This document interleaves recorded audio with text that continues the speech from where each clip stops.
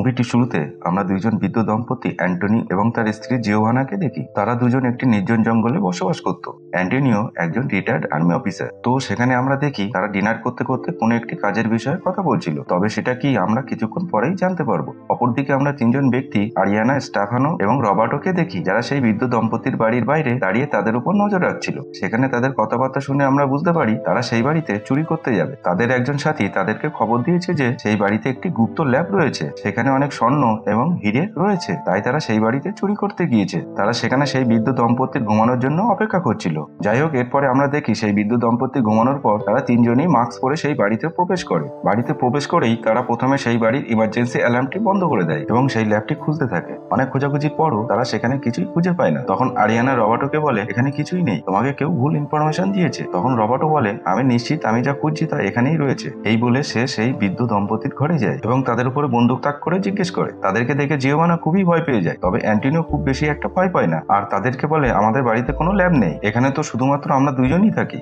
একসময় Roberto অ্যান্টনিওর wife জিওভানাকে মারতে শুরু করে। তখন অ্যান্টনিও বলে, আমি তোমাদেরকে সব বলছি। এই বলে সে তাদেরকে সেই ল্যাবটির দরজার সামনে নিয়ে যায়। সেখানে গিয়ে অ্যান্টনিও তাদেরকে একটু রহস্যজনকভাবে জিজ্ঞেস করে, তোমরা কি সত্যিই ভিতরে যেতে চাও? তারা বলে হ্যাঁ। তখনই অ্যান্টনিও তাদেরকে সেই ল্যাবের দরজাটি খুলে দেয়। এরপর তারা সেই বৃদ্ধ দম্পতিকে চেয়ারের সাথে বেঁধে তাদের মাস্কগুলো সেখানেই খুলে সেই ল্যাবের ভিতরে প্রবেশ করে।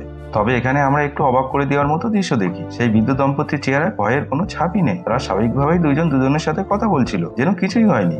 এরপর সেই চোরগুলো সেখানে থাকা সকল সোনা গয়না খুবই আনন্দের সাথে তাদের ব্যাগের মধ্যে ঢোকাতে থাকে।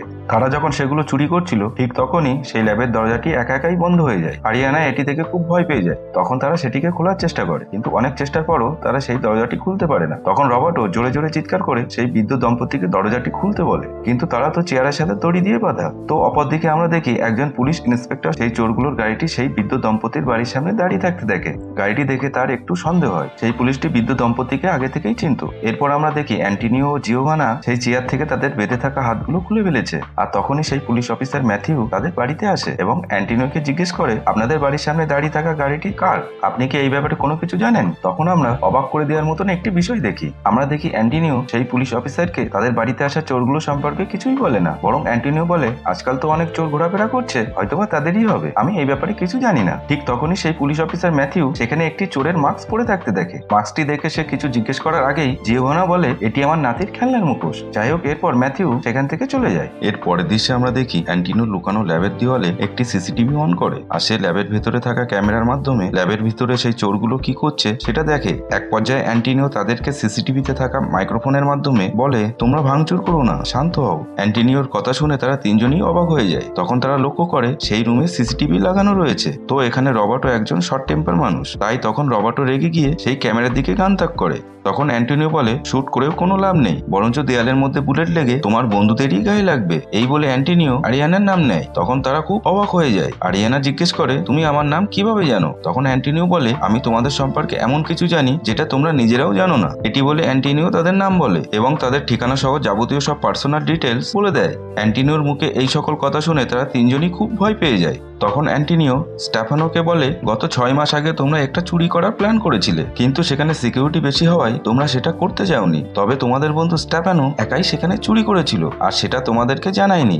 এটি শুনে আরিয়ানা ও রবার্টো স্টাফানোর উপরে একটু রেগে যায়। তখন স্টাফানো তার বন্ধুদের বলে, এটি মিথ্যে কথা, আমি কোথাও একা চুরি করিনি। আমি চুরি করার আগের দিন সেখানে গিয়ে দেখি সেই জায়গায় অনেকগুলো সিকিউরিটি গার্ড নতুন এসেছিল, তাই আমি চুরি করতে গিয়েও সেখান থেকে ঘুরে এসেছি। স্টাফানো আরো বলে, ওই বৃদ্ধ আমাদের মাঝে ঝগড়া লাগানোর জন্য এই সকল কিছু বলছে।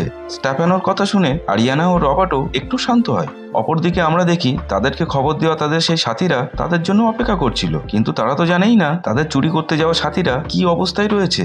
এরপর আমরা দেখি আরিয়ানা অ্যান্টনিওকে বলছে, আমাদেরকে যেতে দিন, আমরা এখান থেকে কিছু নিয়ে যাব না। মূলত আমরা চোর নই, আমরা চুরি করতে বাধ্য হয়েছি কারণ আমাদের কাছে কোনো শিক্ষাগত যোগ্যতা নেই, তাই আমাদেরকে কেউ কাজ দেয় না। আমরা আমাদের জীবিকা নির্বাহ করার জন্য এই কাজটি করি। আমরা ছোটবেলা থেকেই একসাথে বড় হয়েছি, তাই আমরা একে অপরকে খুব বিশ্বাস করি। স্টাফানো যদি চুরি করেও থাকে তাহলে আমরা তাকে মাফ করে দিয়েছি, আপনি আমাদেরকে যেতে দিন।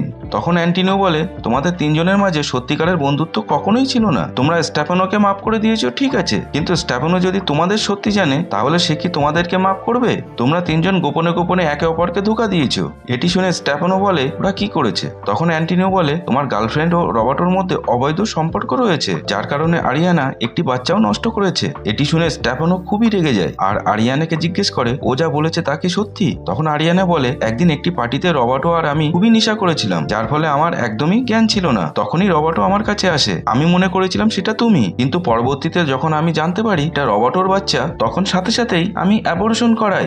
আরিয়ানার মুখে এসব শুনে স্টেফানো খুবই রেগে যায় আর রবার্টোকে ধরে মারতে থাকে। মারামারির এক পর্যায়ে রবার্টো স্টেফানোকে শুট করে আর স্টেফানো সেখানেই মারা যায়। অপরদিকে আমরা দেখি অ্যান্টিনিও তার ওয়াইফ জিওভানাকে বলছে তিনজনের মধ্যে একজন মারা গিয়েছে। তখন জিওভানা একটু অদ্ভুত ভাবে বলে, স্টেফানো ভালোই স্বাস্থ্যবান ছিল।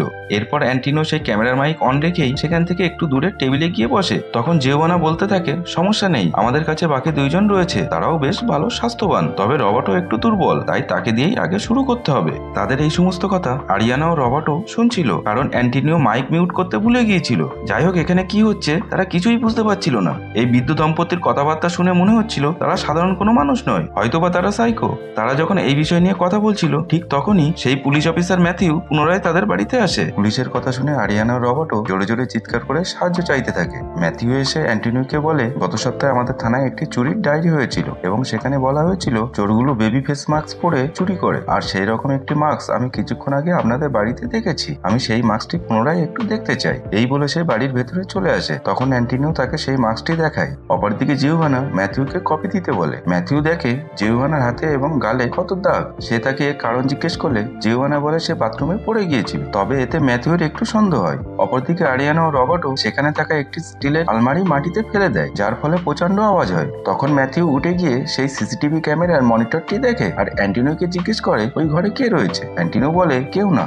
এরপর ম্যাথিউ সিসিটিভি ওপেন করলে সেখানে দেখে সেই চোরগুলো সেখানে আটকা পড়ে আছে। এটি দেখে ম্যাথিউ কিছু বলার আগেই জিওভানা এসে খুবই ভয়ঙ্কর ভাবে ম্যাথিউর পেটে ছুরি ঢুকিয়ে দেয় আর ম্যাথিউ সেখানেই মারা যায়। এরপর আমরা দেখি রবার্টো সেই রুমের দেয়ালগুলো ভালোভাবে দেখছিল আর বের হওয়ার রাস্তা খুঁজছিল। তখনই তারা লক্ষ্য করে সেই ঘরে একটি দরজা রয়েছে, তাই তারা সেই দরজাটি দিয়ে বের হয়ে কিছু সিঁড়ি দেখতে পেয়ে সেই সিঁড়িগুলো দিয়ে নিচে নেমে যায়। নিচে গিয়ে আরিয়ানা দেখে সেখানে মানসিক হাসপাতালের কিছু বই রয়েছে এবং সেখানে কয়েকটি সার্জারি বেড পড়ে আছে আর তার উপর কেউ একজন শুয়ে আছে। ঠিক তখনই হঠাৎ করে সেখানে পড়ে থাকা বডিটি নড়ে ওঠে আর সাথে সাথেই পুরো রুমে একটি গ্যাস ছড়িয়ে পড়ে, যার ফলে সেখানে তারা সবাই অজ্ঞান হয়ে যায়। এরপর দৃশ্য পরিবর্তন হয় এবং আমরা দেখি তাদের জন্য অপেক্ষা করা তাদের সেই সাথীদের মধ্যে একজন হঠাৎ করেই তার আরেকজন সাথীকে মেরে ফেলে আর টাকার ব্যাগ নিয়ে সেখান থেকে চলে যায়। কিন্তু সে কেন এরকমটা করলো সেটা আমরা কিছুক্ষণের মধ্যেই জানতে পারবো। পরবর্তী দৃশ্যে আমরা দেখি আরিয়ানা ও রবার্টোর জ্ঞান ফিরে এসেছে এবং তারা দেখে তাদেরকে সেখানে থাকা বেডগুলোর সাথে বেঁধে রাখা হয়েছে আর তাদের পাশেই অ্যান্টিনিও সেই বডিটির সঙ্গে কি যেন একটা করছে, যার ফলে বডিটি ছটপট করতে করতে সেখানেই মারা যায়। এরপর জিওভানা সেখানে আসে আর তাদেরকে খুবই অদ্ভুতভাবে কেক খাওয়াতে থাকে আর বলতে থাকে অ্যান্টিনিও বহু বছর জেলে ছিল, জেল থেকে বের হওয়ার পরই সে পুনরায় তার এই কাজটি শুরু করেছে, আমাদের এটি করতেই হয়। আর তাছাড়াও এই কাজটি করতে আমাদের খুবই ভালো লাগে, এটি তো একটি আর্ট। আমরা মানুষদের চোখ খুলে সেখানে অন্যরকম চোখ লাগাই, যার ফলে তারা নিজেরা নিজেদের ভেতর দেখতে পারে। তো যাই হোক, এরপর অ্যান্টিনিও রবার্টের কাছে আসে এবং তার মুখে টেপ লাগিয়ে হাসতে হাসতে একটি চাকু দিয়ে এক এক করে তার দুটো চোখই তুলে নেয় আর রবার্টও চিৎকার করতে থাকে। তো যাই হোক, আরিয়ানা পাশে থেকেই সকল কিছুই দেখছিল। তখন জিওভানা হাসতে হাসতে আরিয়ানাকে বলে, আর অল্প কিছুক্ষণের মধ্যেই আমরা তোমারও চোখ তুলে নেব। এরপর আমরা দেখি অ্যান্টিনিও রবার্টের চোখ তুলে নিয়ে সেখানে অন্যরকম দুটো চোখ লাগাচ্ছে।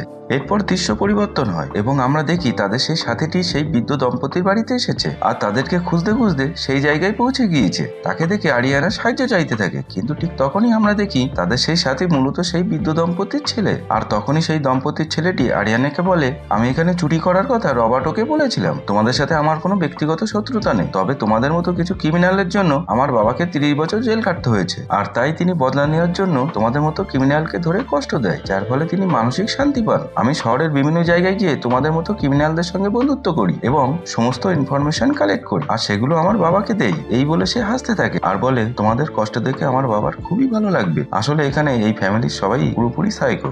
যাই হোক, এরপর আমরা দেখি অ্যান্টিনিও রবার্টোর চোখে সেই চোখ দুটো লাগিয়ে দিয়েছে আর তার জ্ঞান ফেরানোর চেষ্টা করছে। এক পর্যায়ে রবার্টোর জ্ঞান ফিরেও আসে, কিন্তু কিছুক্ষণের মধ্যেই সে মারা যায়। এই সুযোগে আরিয়ানা তার হাতে একটি লোহার সুই তুলে নেয়। এরপর অ্যান্টিনিও যখন আরিয়ানার কাছে আসে তখন সে খুব চালাকির সাথে অ্যান্টিনিওর চোখে সেই সুইটি ঢুকিয়ে দেয় আর অ্যান্টিনিও ছটফট করতে করতে সেখানেই মারা যায়। এরপর আরিয়ানা নিজেকে কোনো মতে সেই বেড থেকে ছাড়িয়ে সেখান থেকে পালাতে থাকে, কিন্তু অ্যান্টিনিওর ছেলে তাকে ধরে ফেলে। তখন আরিয়ানা তাকেও একটি ছুরি এবং হাতুড়ি দিয়ে আঘাত করে অজ্ঞান করে ফেলে এবং সেখান থেকে পালিয়ে সে যখন বাড়ির দরজার কাছে যায় ঠিক তখনই জিওয়ানা পেছন থেকে আরিয়ানাকে অজ্ঞান হওয়ার ইঞ্জেকশন দেয় আর আরিয়ানা সেখানেই অজ্ঞান হয়ে যায়। তো সবশেষে আমরা দেখি সেই ভয়ঙ্কর অপারেশনের পর আরিয়ানা বেঁচে গিয়েছে, তার চোখ খুবই ভয়ঙ্কর হয়ে গিয়েছে এবং সে ওই ফ্যামিলির সাথে রয়েছে। আর এর মধ্য দিয়েই এই অসাধারণ মুভিটি শেষ হয়ে যায়। এই মুভিটির IMDb রেটিং 5.0 আউট অফ 10। আপনাদের কেমন লাগলো কমেন্টে জানাবেন, আর ভালো লাগলে প্লিজ একটি লাইক দিয়ে যাবেন। আপনার একটি লাইক আমাদেরকে ভীষণভাবে উৎসাহিত করবে। ধন্যবাদ।